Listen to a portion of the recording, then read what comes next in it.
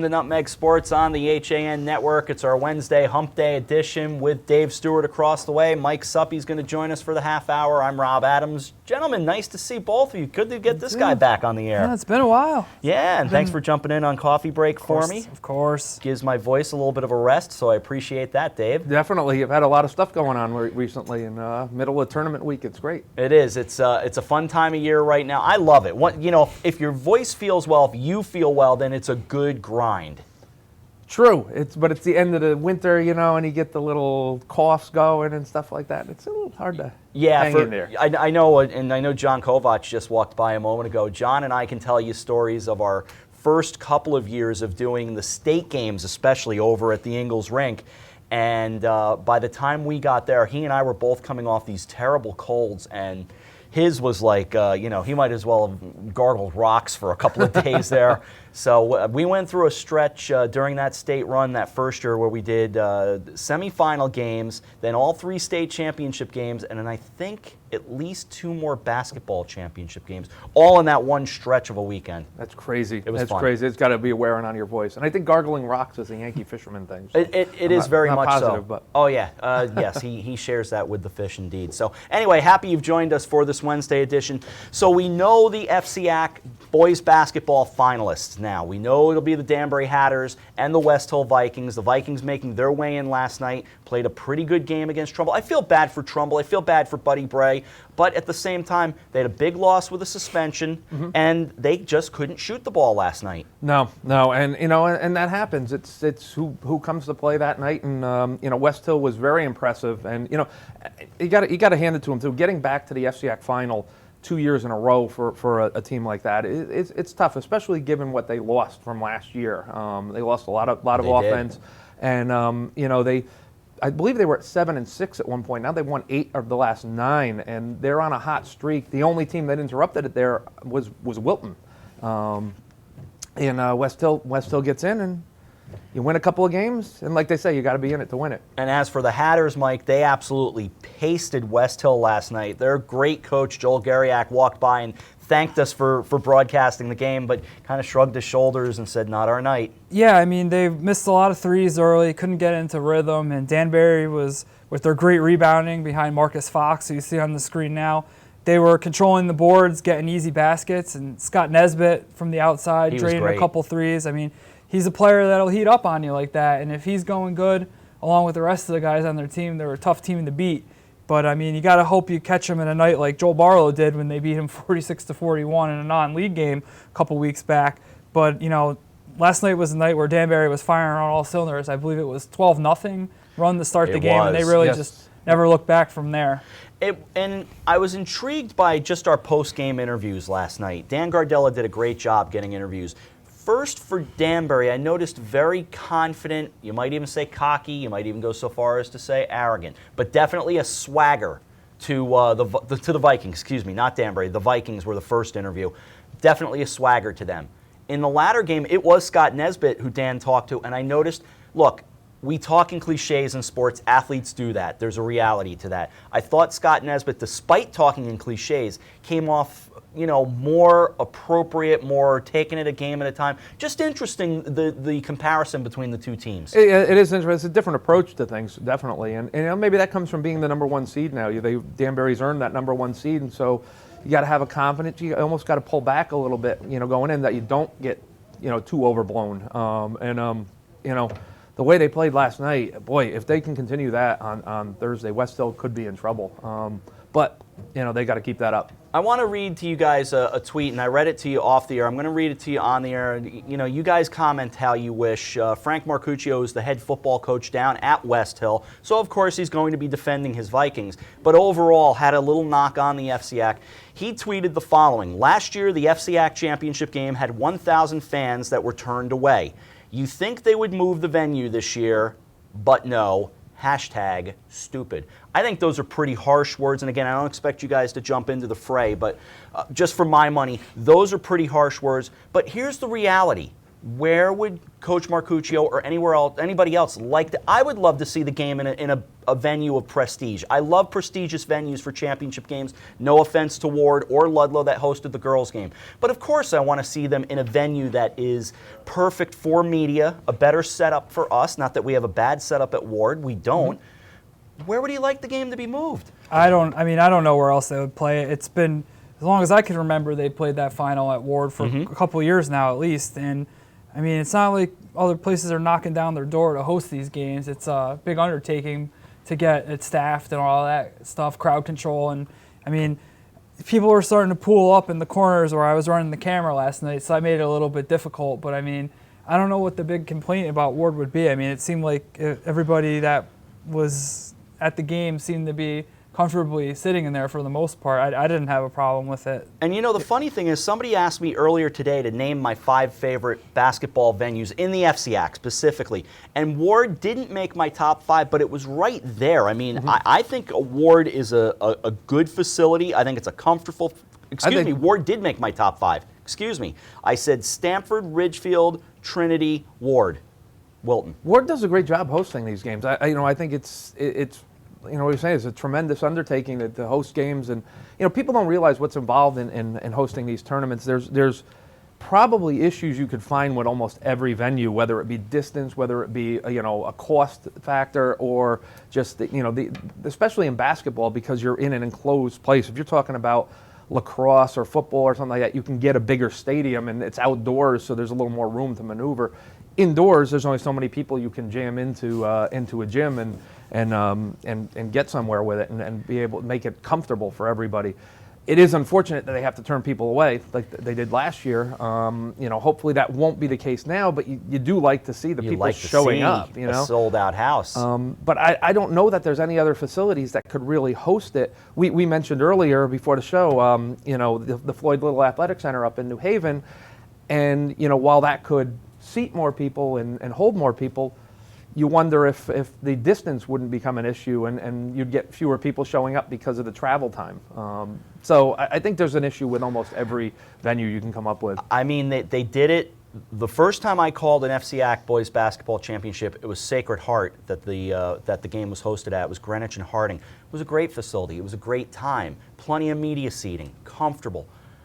But money goes into that. You got to pay to be in these facilities. Thus, Webster Bank doesn't entirely work either. Plus, Webster Bank, Mike, that's a 10,000 seat arena. If you're only drawing a small portion of that arena, now it looks like it doesn't look good. Definitely. You're going to have the same problem that the CIAC had when they had the football games at Rensselaer Field, where you could have archery practice in the stands for the most part, and that's not conducive to any kind of environment for a championship game. It isn't. There's no easy answer, I think, is what we're all coming around to. But, if someone's got a better answer, and I think Seth Fry and his crew at Fairfield Ward do a remarkable job. Dave Schultz down at Fairfield Ludlow as well. I think they all do a great job wherever they are. Yes, yeah, and I think, like we said, hosting. There's a lot involved in hosting an event, and they've Ward. I think Ward pulls it off tremendously. I think they do a great job there, and again, it's the size of the gym. It does have a nice seating arrangement. It does make it, when it's packed like it's been, it does make the feeling is pretty electric in there. Whereas, like you were saying, if you go to Webster Bank and it's kind of like a mausoleum in there, it's seating all over the place, people spread out. It's just doesn't have the same atmosphere. Yeah, I think the atmosphere will be great tomorrow night. You're talking about a Vikings team that has good fan support, that last won a championship a year ago, but you've got Danbury. You got to go back into the 90s, 1992. It's going to be fun. I think a lot of people will show up tomorrow night. Been a while for them. So I think that'll make for great fun. Before we turn our attention to some other stuff, we have to make sure we keep in mind that we have boys ice hockey today in the semifinals and a couple of good games there of intrigue. I want to see if St. Joseph can stay with the Darien Blue Wave. I think that's a tall order, but I do think Greenwich Ridgefield has a chance to give us some drama.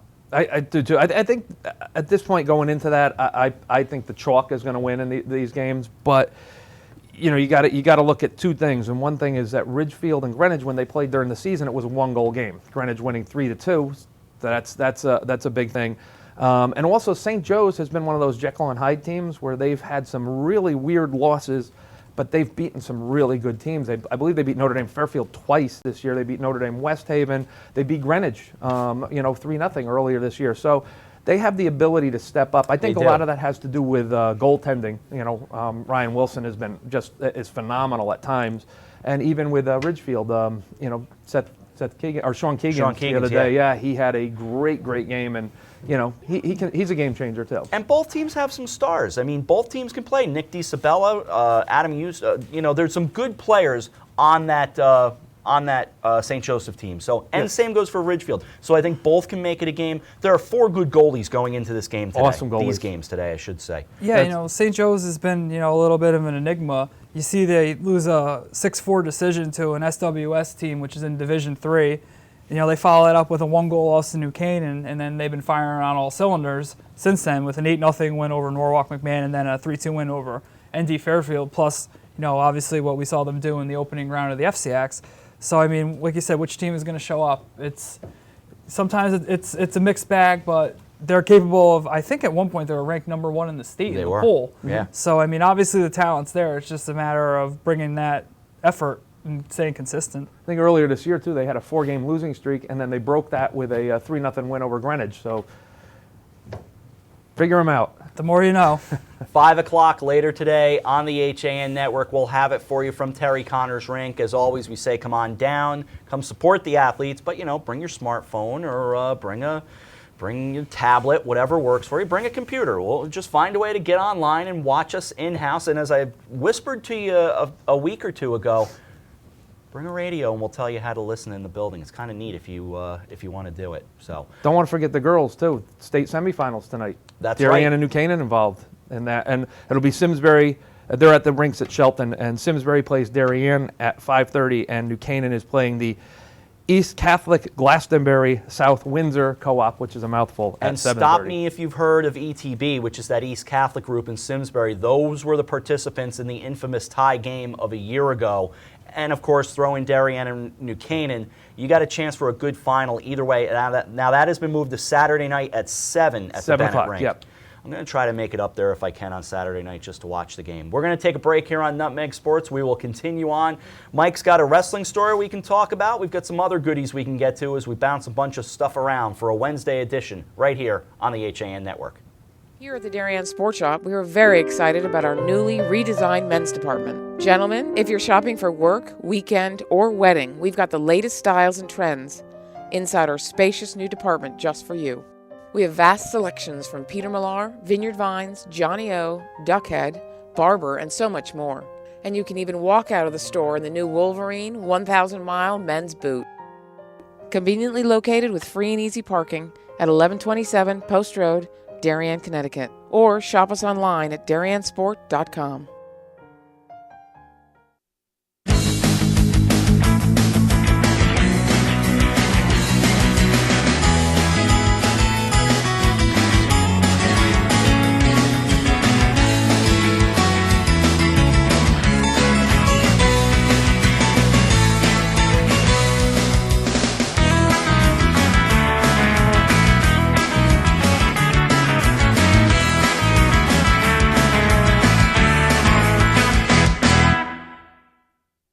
Can't wait for it to get warmer so you can start fishing again? Get over to the Dock Shop, where they have the latest in fishing tackle, marine electronics, boating supplies, and more. But remember, the Dock Shop isn't your average tackle shop.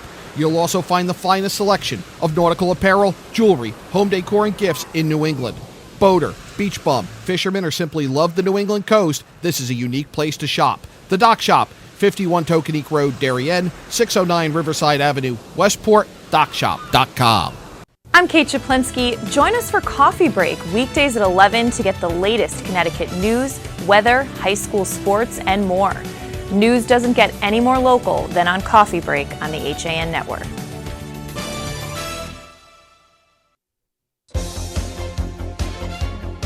The 2016 FCAC playoffs are coming to the HAN Network. We'll have all of the big games beginning February 23rd on the court and on the ice. And we'll have it all live and streaming HD. This is your home for the 2016 FCAC Winter Championships. The HAN Network.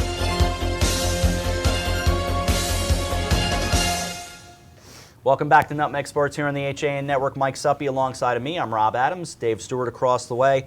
A sign of warmth, a sign of spring, even though I don't like the number, but it is only March 2nd. I'm not going to fire Joe Girardi yet. Yankees losing 6-0. Luis Severino gave up a grand slam in the first inning. So it goes. At least we're talking baseball. And while we're talking baseball, and I'll say this quickly, again, domestic violence can't be tolerated. I know he wasn't charged, but Commissioner of Baseball Rob Manfred, 30 games on a roll as Chapman. There's going to be more suspensions coming throughout baseball.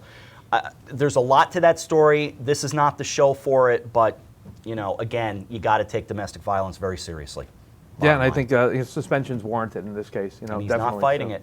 Yeah. There's something to be said about that. And again, there's, go check on other media to learn more about that. I wanted to just spend a moment on it here. Let's turn our attention over to a story you did, Mike, regarding a wrestler at Notre Dame of Fairfield. What can you tell us? Well, I was at the State Open this past weekend, and Hakeem Fleming from Notre Dame of Fairfield, he lost a tough 2-1 decision in the 285-pound final. But, for a small school, small team like Notre Dame of Fairfield, for him to go out there and do it, it's only his second year wrestling, he told me. He was the Class S champion last year, as well as this year. He is the SWC champion 2 years in a row. He came in 6th place in the Eastern State tournament, which is one of the more prestigious tournaments around. And, to 85 wins, I believe, in 2 years, he really, acquitted himself very, very well on the mat there. He lost a tough 2-1 decision to Luke Edmondson from 4 and High on a last-second escape. It was the second final of the night because they started at 2:20. But, he didn't let it bother him too much. He was focusing on New England's this weekend, which are taking place up in Rhode Island. And, he's going to go up there and see what he can do. Also, some good showings from some other area kids, a couple champions from Fairfield Ward and the Kane brothers defending their open titles. We had also Danbury High, who I believe came in 2nd overall. They had a champion in Jacob Camacho, who was the runner-up last year at 106, went up to 113 and won the title with a 3-1. I believe it was overtime decision. I have to go back and check that over. Devin Schoenberger of South Windsor. So many of those matches went into overtime, and they started to blend together for me. But again, it was, the area guys had a good showing out there at the Opens up at the Floyd Little Athletic Center. Those are always good matches too, long matches because they do go the full 3 periods, the full 6 minutes. So there was one pin in the final at 120. Alex Opsahl of New Fairfield, he avenged a loss to a guy from New Milford, Mel Ortiz, who was a sophomore, who actually upset him in the SWC championships. Opsahl got his revenge in the Open with the pin in 258 of the final. But that was the only pin. Every other one, we had a 7-5 decision, 3-1. The wrestler of the tournament, Balthazar Gonzalez of Ellis Tech, which is up in Danielson, he won a 15-5 major decision over a guy from Ludlow, Austin Sherman.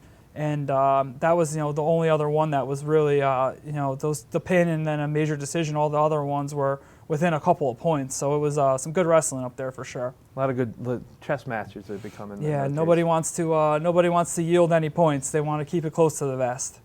As the wrestling season comes to an end, I'm always curious how guys assess a particular season. In this case, it being wrestling. How do you kind of look back on this? Good season, bad season, any particular stories that stand out? Yeah, it's all the teams that are usually up there were up there again. It was you could see in the Open Championships there was a lot of parity in the state with all the teams. The top wrestlers were within a couple of points of each other, and wrestling is pretty strong in the state. And these guys are going to basically be on all one team now when they go up to New England to represent for Connecticut and see what they can do this weekend. Connecticut, I think, it's the top 4 qualify, and it's Massachusetts has the most qualifiers. I think the top 6 from their quote-unquote Open, what they do, which they run a little differently, they get the top 6 from their final tournament up there. And I think the other states have 3, but I might be wrong about that. Yeah, but from an FCX perspective, you've got so many strong wrestlers on Danbury, Trumbull, Fairfield Ward with the Kane brothers, and Ludlow, of course. Ludlow, yeah. Ludlow had a lot of good wrestlers this year. They've just some strong teams and some strong wrestlers who, see what they can do. I at thought New England. Ridgefield was better than, and I like their coach Travis Tiger, who we've gotten to know a little bit, and he took a very low key approach. That's not a bad team though, and Trumbull's pretty good as well. So Ridgefield's a very good team. They kind of get lost in that whole FCAC mix because the top tier teams are so strong. But yeah, they put out good wrestlers. Yeah, so I think it, overall from an FCAC perspective, it seemed like it was a good season. Sounded like Connecticut overall had a pretty good year. Yeah, I mean, the FCAC, they had 4 teams in the top 10 at, the so-called Tournament of Champions, which is what the Open is for all intents and purposes. You had Danbury coming in second, Ward was 6th, Ludlow was 8th, and Trumbull was 9th. And they're all sending, a bevy of wrestlers onto New England's. And Danbury was right in the mix with New Fairfield to win the team title, but New Fairfield, I think all of their guys in the finals minus one won their bouts, so that was enough to give them the 3-point edge to win the whole thing. So good job by everyone, all the wrestlers this season. Is again, you still have New England's, but pretty much putting a ribbon on everything. Speaking of New England's, can't forget about track and field and some of the other stuff. And again, it just becomes handed to Ballsy and everyone else. Yeah, it's handed to Ballsy. Eric Vanderels as well. Tyler Glean from Trumbull had a very good New England's this past weekend on Sunday. So there's a lot going on. I believe Delonte Clark had a really good Eastern States meet too. He did from Danbury, and of course we remember his neon type accessories for at the FCAC championship, which was great. Outstanding work there as well. So, it's been a good winter season. We still have a little ways to go, and of course we have the basketball tournament to talk about, the hockey, and now you got the boys basketball pairings just coming out today. Yeah, long tournament because spread them out, but they made them start on a Saturday afternoon, and in some cases, like in Ward and Stanford's case, they played the FCAC championship one night. They had to come back the next day. Now they made it through. They had high seeds. So their matchups were good. But you would think they could maybe space that out, figure something out about scheduling to make it a little more fair. And as you look at the second round with games tomorrow and Friday, there's some good games coming up, including a dandy. Now, look, it's a 2:15 game, but when you get a cross-town game, sometimes you get a chance that things will turn out and get pretty interesting, if not very close. Ward and Ludlow, the 2:15 matchup, that's at Fairfield Ludlow, and it has to be Friday night because tomorrow night Fairfield Ward is occupied with a different event, the boys championship. So you've got that one to consider. You've got Wilton in the mix in a second rounder. You've got Southington Greenwich, Wilton playing NFA, Norwich Free Academy, Trumbull and South Windsor, Shelton and Mercy, but Ridgefield and Stamford. That could also be your game of the night. That's a fun game. That's a real fun game. I mean, the last 2 FCAC champions, battling it out. So that'll be interesting. And I'm sure Ridgefield's really wants to get back on track after losing in the semifinals by a bucket. That's all Class LL. We should take one more break. We'll come back and we'll take a look at the boys tournament. We'll definitely dive into Class LL, where there are all kinds of FCAC and local schools involved throughout the region in that Class LL bracket. So we'll do that and more when we continue on Nutmeg Sports right after this on the HAN Network. Denali is your outdoor retail destination in the Westfield Trumbull Mall. For the last 21 years, we have carefully selected clothing, footwear, and gear from a variety of the best outdoor brands, such as the North Face, Patagonia, Vineyard Vines, UGG, Merrell, GoPro, New Balance, and many more. Our stores have a friendly, knowledgeable staff to help you with all of your running, hiking, and cold weather needs, and in discovering all things outdoorsy and awesome. Visit us in the Westfield Trumbull Mall or online at denalioutdoor.com. When you experience a sports injury, you want to get better and fast. Coastal Ortho Express gives you direct access to orthopedic care quickly. Their physicians are fellowship trained in sports medicine at world-class universities and are also team doctors for area football teams. For specialized personal care of sports injuries, go to Coastal Ortho Express, open Monday through Saturday in the iPark building, 761 Main Avenue in Norwalk, or coastalorthoexpress.com. Coastal Orthopedics, keeping you on the move. Do you do a lot of running around but get nowhere when you're buying a car? Visit Pamby Chrysler Jeep Dodge and Ram for the one-stop buying experience and stop spinning your wheels. Walter Stewart's Market in New Canaan is your time-saving local shopping destination for the best of spring. Find many of your favorite products, from great specials on everyday items to the freshest organic produce, artisanal cheeses, and grass-fed steaks. Drop off your knives to be sharpened, grab a beautiful bouquet of spring flowers, and stop in next door for a wine tasting. Plus, their personable staff is always ready to lend a helping hand. So stop in to Walter Stewart's Market, 229 Elm Street today, or shop online at stewartsmarket.com. I'm John Kovach. I'm a newspaper editor. I'm a high school football coach. I'm a television presenter. And I want you to love fishing as much as I do. Tune in to Yankee Fisherman, Thursdays at 1 on the HAN network. It's like going to the tackle shop without leaving your office. You are watching the HAN network, and you're not alone. Nearly 500,000 viewers enjoyed our broadcasts in the first 5 months. Advertise on the network that reaches Fairfield County, Connecticut's most engaged audience. Contact Jessica Murrin, Advertising Director, at 203-273-7312 or email jessica@han.network. Welcome back to Nutmeg Sports. I'm Rob Adams, Mike Suppy, Dave Stewart in the house today for our final couple of minutes. The boys' brackets have been released. Class LL, interesting. I mean, they're always fun to look at and start breaking them down and see who can do what. And as you look up and down in Class LL, what sticks out to you, Dave? Oh, I think that the game is West Hill Ludlow. In Double L, number 17 Ludlow, number 16 West Hill. I agree. I just think that's so intriguing. West Hill beat Ludlow on the 18th, 56-55. So no definitive winner there, and just the fact that West Hill's playing for has done so well in the States right now. They're playing hot. Ludlow's a good team. He could really probably step up and beat anybody. That'll be, to me, that's the game of the first round from an FCX perspective. An old-fashioned regional rivalry, as well as number 13 Stamford taking on number 20 Greenwich. That's at Stamford on March 8th at 7 o'clock. But this is the first year that we get to look at the top 32 regardless. No buys, meaning that teams like West Haven at 6-14 are in the bracket. So you've got 3 teams under that mythical 40% number. 8 wins was normally the number, but you got Darien, Staples, and West Haven all getting in at less than 8 wins, Mike. Yeah, I mean, you like to see more teams in there, but I mean, you don't really ever see a big upset. I mean, I remember a couple of years ago, Newtown beat Crosby, and I think that was like a 3:30 match. But I mean, these teams that are the top seeds, are they going to look at that game as a tune-up for the next round, or are they going to treat it as a tough tournament game? I mean, Fairfield Prep beat West Haven by double figures both times they played, and it's interesting because if Prep gets past West Haven like everyone expects them to, the winner of that West Hill Ludlow game, I mean, Prep played Ludlow already this year. It was a 4-point game to Prep. That Ludlow gave them some problems from. Everything that I read from that game, I wasn't there myself. And then, of course, if it's West Hill that beats Ludlow, you have a rematch of last year's final in the second round. So, interesting matchup on the top of the bracket there. It takes 5 wins to win a championship in these brackets. Darien, Staples, West Haven, they each get those 5 wins. If they were to somehow get those 5 wins, they still finish under 500 and they're a state champion. Do you have a problem with that? I hate the rule. I really do. I mean, it's not one.